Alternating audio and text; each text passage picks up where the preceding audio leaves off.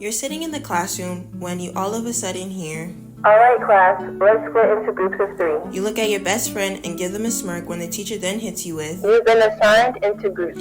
Your smirk becomes a frown, and now you're in your assigned group making occasional eye contact with your friend. You dread the awkward silence and stares in your group and hope someone breaks the ice. Meanwhile, you're panicking in your mind, swamped with thoughts about how well the group will do and hoping everyone participates. Learning in the classroom meant the occasional assignment of in-class group work and randomly being assigned to groups. Throughout my years in school, it's like teachers enjoy group work. There has never been a year in my education that I have not been assigned some type of group assignment. I did not understand why teachers like group work, and I still don't to this day. It might be because there are less papers to grade, but who knows? As I grow older and step into the field of education research, I've come to realize that teachers tend to assign group work because of its benefits. Yes, we can acknowledge that working in groups does have many benefits, such as reduced stress through shared responsibility, improved communication and teamwork skills, and a deeper understanding of the material. However, we need to keep in mind that these benefits are only useful when students employ the right skills to learn from one another and leave the group feeling as if they learned something. Teachers, let me put you in the shoes of the students. Collaborative work for students may feel unfair and frustrating. Why? Students are worried about free riders, unequal participation, and the pressure to perform can also create a negative experience for students. Additionally, when students do interact in groups, research shows that it only tends to be at a basic level. So what can educators do to make the end goal of learning from group work more likely to happen? There is no manual for learning. There's no step-by-step layout of how we learn, and psychologists to this day do not completely understand how learning occurs. There are only theories, but not set facts for the process of learning. But there are scripts for in-class group assignments. In a study by Allison King, they discussed scripting and how that can improve the outcome of group learning. They explain how cognitive, socio-cognitive, and metacognitive aspects of psychology all come together during collaborative learning. Collaborative learning requires learners to be engaged in activities that are meant to induce socio-cognitive processes.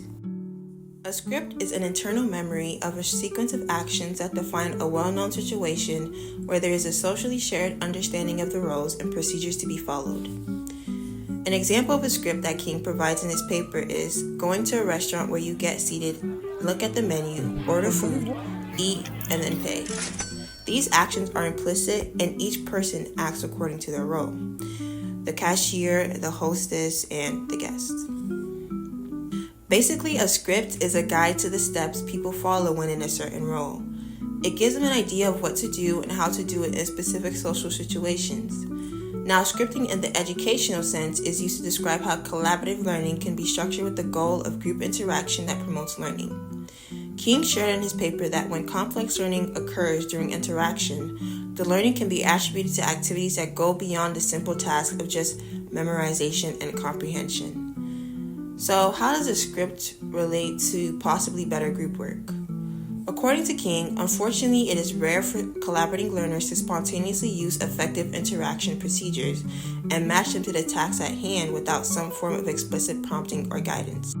So basically, it's students rarely use the right skills for the group task without being told to do so. Scripting collaboration has been developed to promote learning by structuring and regulating the interaction within groups. These structures make learners assume designated roles, follow the described sequence of activities according to their role, and sometimes encourage students to follow a specific pattern of dialogue. A benefit of scripts is that the participant now focuses on what is important in the interaction and the content of the interaction. Scripting removes the extra mental load of trying to figure out who does what and shifts that energy to what each person is saying. So now, what makes scripts effective? King proposes 7 of what he calls effective learning strategies that promote higher level cognitive processes that help with learning. He argues that some of these learning strategies should be used in scripts to ensure group learning. The effective learning strategies are thinking aloud, elaboration, asking thought-provoking questions, modeling of cognition, explanation, argumentation, and reconciliation of cognitive discrepancies. Thinking aloud is when students simply write or say their thoughts out loud. It makes the speaker's thoughts explicit and allows for the students' thoughts to receive feedback and be challenged by other group members. Explaining is when you're telling the how and why about a concept rather than telling the what of it. To be effective, it must be in the learner's own words and not a repetition of what they memorized. Explaining expands understanding for the explainer because they have to clarify concepts and reorganize knowledge structure. Elaboration, it's somewhat of a subset of explanation, but you're adding more visual aids to what you're explaining. So you're giving examples, generating images, and relating the new material to what you already know. Elaborations give learners a mental representation of the new material, improving understanding and recall. Now, I can tell you this is better than the blurry image your brain gives you of your notes during a test. Asking thought-provoking questions are questions that go beyond simple comprehension, but challenge an individual to integrate ideas into newly constructed knowledge to make inferences, generalizations, speculations, justifications, applications, alternative perspectives, problem solutions, and much more. Asking these types of questions establishes complex cognitive networks, connecting the new ideas together and linking them to what the learner already knows. Argumentation is when the student shares their claim and is instructed to support that claim using reasonable evidence. It explores a concept and helps students gain a deeper understanding of it. Reconciliation of cognitive discrepancies. It sounds complex, but is simply when a student realizes they have a different understanding of the same topic and, as a result, engages with their group members to arrive at a similar level of understanding. Group members arrive at a shared meaning, and the newly constructed knowledge is internalized by group members.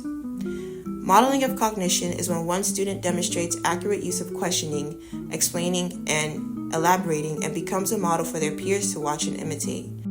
Learners that are watching the model modify their use of those skills, and they learn new cognitive strategies. Now that we talked about the aspects of effective scripts, King gives us a few examples of some effective scripts and their uses. Two examples of scripts are Palinskar and Brau's reciprocal teaching and King's trademarked Ask to Think, Tell Why.